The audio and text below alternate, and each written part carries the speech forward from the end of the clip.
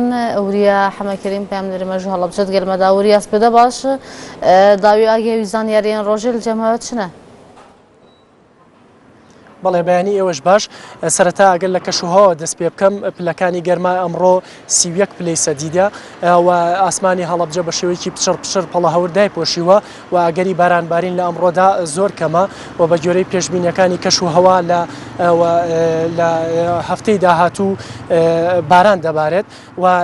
جوتیاران باز لەوە دەکەن ئەگەر لە ئەگەری زیاتر دواکەوتنی باران زیان بە زەویە کشتتوکاڵەکان دەگەێنێت و سەبارەت بە خۆپشاندانەکان دوێنێ ڕێخەرانی خۆپشاندانەکە و چین و توێژە جیاوازەکان کە بەشدار بوون لە خۆپشاندانەکەی هەڵەبجەدا بڕیاری بەردەوامیان داوە بە خۆپشاندانەکان بەڵام لە ئەمڕۆدا خۆپشاندان ناکرێت وەک خۆیان ئاماژەیان پێکرد کە ئامادەکاری دەکەن بۆەوەی لە سبەینەوە خۆپشاندانەکان درێژەی هەبێت و بەردەوامی هەبێت و چینی مامۆستایانیش کە بەشدار بوون لە خۆپشاندانەکەدا دوای ئەوەی بەڕێوەبەرایەتی پەروەردەی هەڵەبجە داوای کرد لە مامۆستایان بچنەوە هۆڵەکانی خوێندن بەڵام ئەو مامۆستایانەی کە بەشدار بوون لە خۆپشاندانەکەدا بڕیاری ئەوەیاندا کە بەردەوامی بە خۆپشاندانەکان بدەن و نەچنە هۆڵەکانی خوێندن و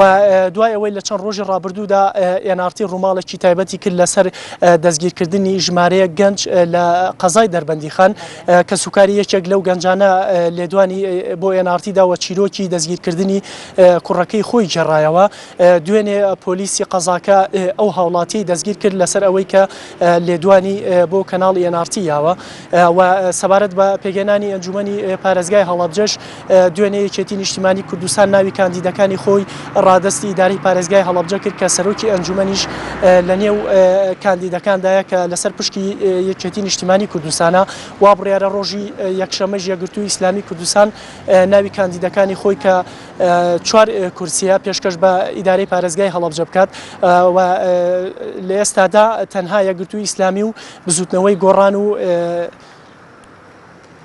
لە ئێستادا یەکگرتووی ئیسلامی و بزوتنەوەی گۆڕان لەگەڵ کۆمەڵی ئیسلامیە ماونەتەوە کە ناوی کاندیدەکانی خۆیان پێشکەش بە ئیدارەی پارێزگای هەڵەبجە بکەن بۆ پێگەێنانی ئەنجومەنی پارێزگای هەڵەبجە لە کاتێکدا پارتی دموکراتی کوردستان ئامادە نیە ناوی کاندیدەکانی خۆی پێشکەش بە ئیدارەی پارێزگای هەڵەبجە بکات بۆ ئەوەی کورسەکانی ئەنجومەن وەربگرێت ئەوە زانێرەکانی ئەمڕۆ بوو لە سنووری پارێزگای هەڵەبجە. سپاس بۆ پێامدەری